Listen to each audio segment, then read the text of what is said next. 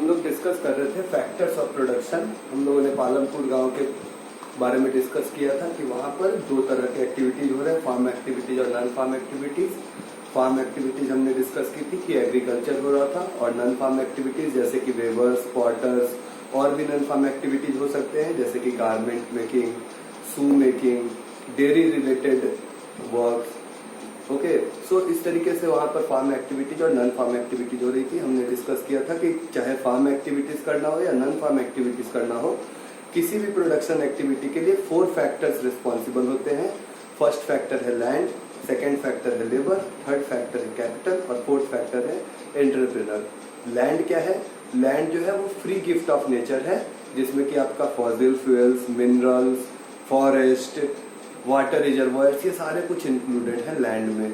Labour क्या है? Labour दो तरह के हैं, आपके मेंटल लेबर है और फिजिकल लेबर है। मेंटल लेबर जो है मेंटल एफर्ट है और फिजिकल लेबर फिजिकल एफर्ट है। कैपिटल आपका दो तरह का है, एक है आपका फिक्स्ड कैपिटल जिसको कि हम लोग फिजिकल कैपिटल भी बोलते हैं, और दूसरा है आपका ह्यूमन कैपिटल। फिक्स्ड कैपिटल और फिजिकल कैपिटल में आता है आपके सारे टूल्स, बिल्डिंग, मशीन्स, ये सारी चीज, और ह्यूमन कैपिटल में आते हैं आपके ह्यूमंस जो कि स्किल्ड, ट्रेन्ड और वेल एजुकेटेड। ठीक है, तो हम लोगों ने लैंड, लेबर, कैपिटल को डिस्कस किया। लास्ट और सबसे इंपॉर्टेंट फैक्टर ऑफ प्रोडक्शन है एंटरप्रेन्योर। एंटरप्रेन्योर वह व्यक्ति है जो कि पूरे प्रोडक्शन को अंडरटेक करता है, प्रोडक्शन के रिस्क को लेता है। अगर मान लीजिए खेती करना है तो खेती करने में उसमें कुछ रिस्क इन्वॉल्व है कि आपका फसल जो उगा, हो सकता है कि वो फसल बर्बाद हो जाए, वो फसल बीमारी से बर्बाद हो सकता है, वो फसल मौसम की मार से बर्बाद हो सकता है।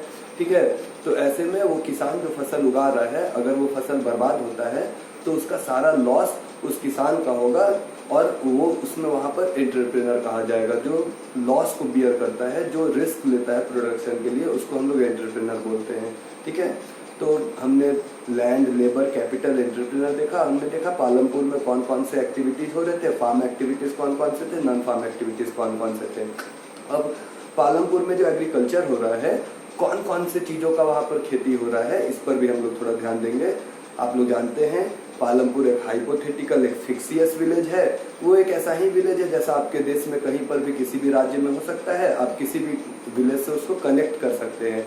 तो ये हाइपोथेटिकल विलेज दिया गया है ताकि आप किसी भी गांव का एक कल्पना करके उस गांव की स्थिति से पालमपुर के गांव की स्थिति को रिलेट कर सके। और आप पाएंगे कि भारत में मैक्सिमम जो गांव है वहां पर वैसा ही कुछ स्थिति है जैसा कि आपको पालमपुर के गांव के माध्यम से समझाने की कोशिश की जा रही है। हर गांव में कुछ फार्म एक्टिविटीज होती हैं, कुछ नॉन फार्म एक्टिविटीज होती हैं। प्रोडक्शन के लिए कुछ फैक्टर्स इन्वॉल्व होते हैं, चाहे वो कोई भी गांव हो, कहीं पर भी हो। हम लोग यहाँ पर समझने के लिए पालमपुर गांव का इस्तेमाल कर रहे हैं। पालमपुर एक फिक्सियस नाम है, एक काल्पनिक नाम है, आप इसे कहीं खोजने मत निकलिएगा, और जैसा आपकी किताब में बताया हुआ है सेम टू सेम वैसा डाटा मत खोजने लगेगा कि ऐसा कोई पालमपुर गांव है जहां पर इतने परिवार रहते हैं। तो ऐसा नहीं है। पालमपुर एक फिक्सियस विलेज है, एक काल्पनिक विलेज है, ये मनगढ़ंत है। हमने इसे अपने कल्पना में इसका सृजन किया है ताकि हम लोगों को पढ़ने में आसानी हो, हम लोग इकोनॉमिक्स को पढ़ सके, अच्छे से समझ सके कि प्रोडक्शन क्या है, प्रोडक्शन में कौन कौन से फैक्टर इन्वॉल्व है, कैसे प्रोडक्शन होता है, कैसे प्रोडक्शन को बढ़ाया जा सकता है। तो हमने अभी तक जाना है कि 4 फैक्टर्स ऑफ प्रोडक्शन कौन कौन से हैं। लैंड है, लेबर है, कैपिटल है और एंटरप्रेन्योर है। ठीक है, हमने सारे फैक्टर्स को डिस्कस भी किया है कि लैंड क्या है, लेबर क्या है, कैपिटल क्या है, एंटरप्रेन्योर क्या है। अब हम लोग देखते हैं कि पालमपुर में किन किन चीज़ों की खेती होती है। आप जानते हैं पालमपुर में जो जब ठंड की मौसम आती है, जब नवंबर दिसंबर का समय रहता है, तो वहाँ पर गेहूं की बुवाई होती है, और मार्च अप्रैल आते आते गेहूं को काट लिया जाता है। फिर से पोटैटो, आलू की भी खेती होती है, और राइस, पैडी की भी खेती होती है। आप जानते हैं राइस जिसे धान कहते हैं, उसे हम लोग पैडी भी बोलते हैं, तो पैडी की भी खेती होती है। वहाँ पर पैडी की जो बुवाई है वो जून जुलाई के महीने में होती है, और उसकी कटाई नवंबर दिसंबर तक में हो जाती है। तो इस तरीके से पालमपुर के गाँव में वहाँ पर कुछ फार्म एक्टिविटीज हो रही है, जिनमें कि आपका खेती है, जिसमें आपका गेहूं उगाया जा रहा है, पोटैटो उगाया जा रहा है, और आपका पैडी, राइस का खेती हो रहा है वहाँ पर पालमपुर में। तो अब आप सोच करके देखिए, अगर कोई खेती करना चाहता है तो उसके लिए क्या क्या कैपिटल की आवश्यकता होगी। अगर कोई खेती करना चाहता है, अगर मॉडर्न मेथड से खेती करना चाहता है, तो उसको सबसे पहले तो मशीनरीज चाहिए होंगे, ट्रैक्टर चाहिए होंगे, हार्वेस्टर चाहिए होंगे, थ्रेसर चाहिए होंगे। आपको जानते हैं जिससे हम लोग फसल की कटाई करते हैं, बड़े बड़े व्हीकल्स होते हैं, उनसे हम लोग खेत में स्टैंडिंग क्रॉप्स को कट करते हैं, उन्हें हम हार्वेस्टर करते हैं। कटिंग कर देने के बाद, हार्वेस्टिंग कर देने के बाद उन फसलों को, उन हार्वेस्टिंग का मतलब है पूरे पौधे को काट के अलग कर देना। जब पौधा कट के अलग हो जाता है तो उन पौधों में से बीज को अलग हटाना होता है, और बीज को अलग हटाने के लिए हम लोग उनका थ्रेसिंग करते हैं। थ्रेसिंग मतलब the separation of grains, the separation of seed from the plants. After threshing the winnowing of the crop is done. In winnowing, the seed, the grain is separated from the husk. जो भूसा होता है, भूसा में से बीज को अलग करने की व्यवस्था होती है, जो प्रक्रिया होती है, उसे हम लोग विनोइंग कहते हैं। हवा के जरिए आप लोग देखे होंगे घर में अपनी मम्मी को सूप से फटकारते हुए।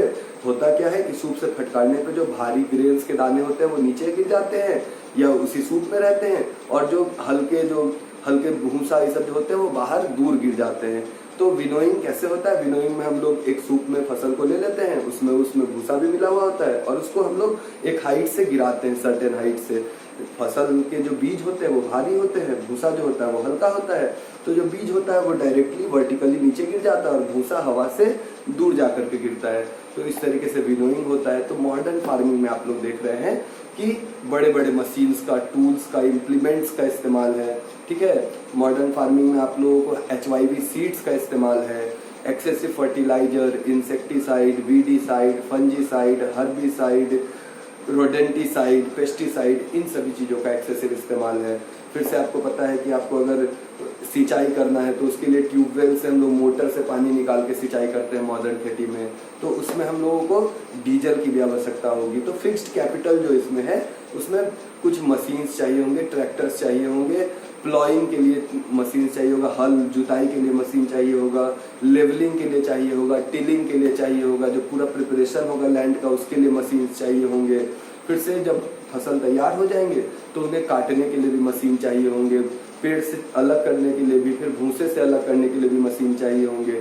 तो इसके लिए बहुत ज़्यादा heavy machinery, tools, HYV seeds, fertilisers, insecticide, fungicide, weedicide, herbicide, इन सभी चीज़ों का भरपूर इस्तेमाल होता है मॉडर्न फार्मिंग में। तो मॉडर्न फार्मिंग में जो फिक्स्ड कैपिटल है उसमें हम लोग डालेंगे HYV seeds, tools, fertilisers, diesel और सारे इंसेक्टिसाइड, फंजीसाइड वगैरह वगैरह। ठीक है, तो इस तरीके से हम लोगों का जो मॉडर्न फार्मिंग में फिक्स्ड कैपिटल होगा वो इस तरीके से होगा। अगर मान लीजिए आपको गारमेंट का इंडस्ट्री लगाना है, अगर कपड़े का इंडस्ट्री लगाना है तो उसमें भी आपके कुछ फिक्स्ड कैपिटल होंगे। आपको हैंडलूम का मशीन लगाना होगा। मान लीजिए आपको अगर गन्ने का रस से आपको गुड़ बनाना है या चीनी बनाना है तो उसके लिए भी आपको फिक्स्ड कैपिटल में आपको एक मशीनरी की जरूरत होगी, प्रेस की जरूरत होगी, जिसमें से कि आप केतारी को, वो गन्ने को पेरेंगे और उसमें से रस निकालेंगे।